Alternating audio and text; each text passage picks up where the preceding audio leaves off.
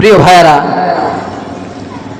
আমাদের সৃষ্টির মৌলিক উদ্দেশ্য হচ্ছে আল্লাহর ইবাদত করা। কিন্তু অনেক সময় দেখা যায় আমরা ইবাদত করি, কিন্তু ইবাদতের কোনো স্বাদ, ইবাদতের কোনো মজা আমরা আমাদের হৃদয়ে অনুভব করি না। নামাজ পড়তে মনে ভালো লাগে না, তিলাওয়াত করতে ভালো লাগে না, জিকির করতে মনে চায় না। এরকম অবস্থা আছে না? নাই? আছে। কি তার রহস্য? কিতাবের মধ্যে আসছে, ইয়াজিদ আল বুস্তামি রাহমাতুল্লাহি আলাইহি প্রখ্যাত একজন বুজুর্গ ছিলেন। দীর্ঘদিন পর্যন্ত তিনি আল্লাহ রাব্বুল আলামিনের ইবাদত বন্দেগী করেছেন, কিন্তু ইবাদত বন্দেগী করার মধ্যে তিনি আল্লাহ তাআলার ইবাদত বন্দেগী করার মধ্যে তিনি হৃদয়ের মধ্যে কোনো স্বাদ আর মজা তিনি পাচ্ছিলেন না। ইবাদত করে কিন্তু অন্তরে স্বাদ লাগে না, মজা লাগে না। ইয়াজিদ আল বুস্তামি রাহমাতুল্লাহি আলাইহি একদিন তার মাকে জিজ্ঞেস করে বললেন, মা,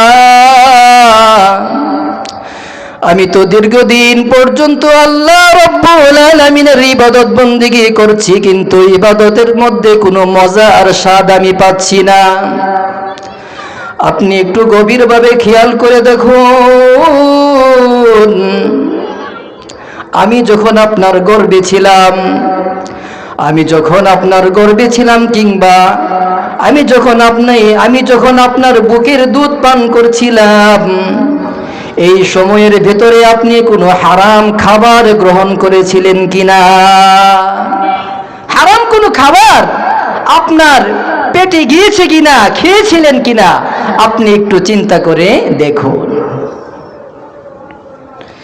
ইয়াজিদ আল বুস্তামি রাহমাতুল্লাহি আলাইহির মা চিন্তা করার পর খুঁজে পেলেন যে উনি যখন গর্ভবতী ছিলেন তখন একদিন উনি ওনার বাসার ছাদে গিয়েছিলেন।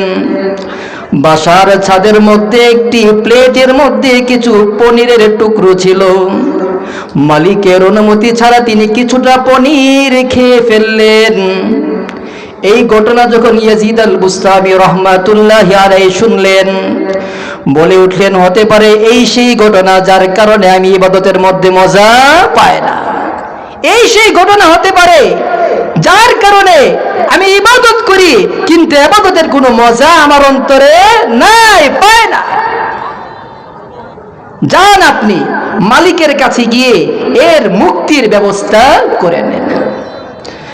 ইয়াজিদ আল বুস্তামি রাহমাতুল্লাহি আলাইহির মা ছুটে গেলেন ওই পনিরের মালিকের কাছে, গিয়ে সব ঘটনা খুলে বললেন। এরপরে পনিরের মালিক তাকে মুক্ত করে দিলেন। ইয়াজিদ আল বুস্তামি রাহমাতুল্লাহি আলাইহি বলেন, এই মুক্তি পাওয়ার পর থেকেই আমার অন্তরের মধ্যে ইবাদতের মজা তৈরি হতে লাগলো। সুবহানাল্লাহ। মাপ নেওয়ার পরে তার অন্তরের মধ্যে ইবাদতের মজা, ইবাদতের স্বাদ জন্মাতে লাগলো। এই ঘটনা থেকে আমাদের কি শিক্ষা? আমাদের অনেকের অভিযোগ, ইবাদত করতে ভালো লাগে না, নামাজ পড়তে ভালো লাগে না, ছেলে আমার কথা শুনে না, ছেলে নামাজের দিকে ডাকি সে আসে না, তেলাওয়াত করতে চায় না, বড়দেরকে সম্মান করে না, ভালো পথে থাকতে চায় না। আপনি আপনার অবস্থার পিছনের দিকে একটু তাকান, খুঁজে দেখুন আপনার ইনকামের মধ্যে কোনো হারাম কোনো সোর্স আছে কিনা, হারাম কোনো পন্থা আপনি অবলম্বন করছেন কিনা।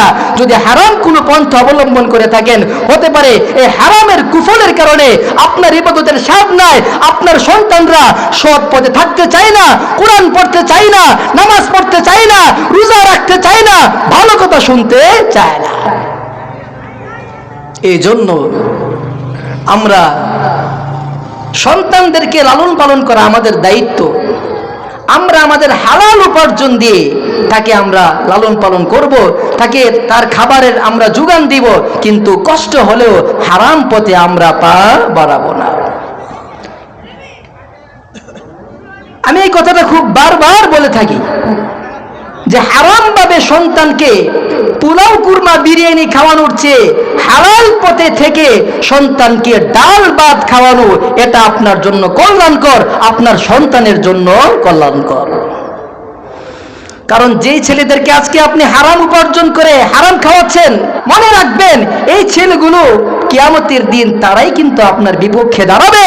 তারাই বলবে আমার বাবা আমাকে হারাম খাইয়েছে, আমার মা আমাকে হারাম খাইয়েছে। কার জন্য? এজন্য কষ্ট হলেও আমরা হালাল ভাবে উপার্জন করার চেষ্টা করব তো ইনশাআল্লাহ।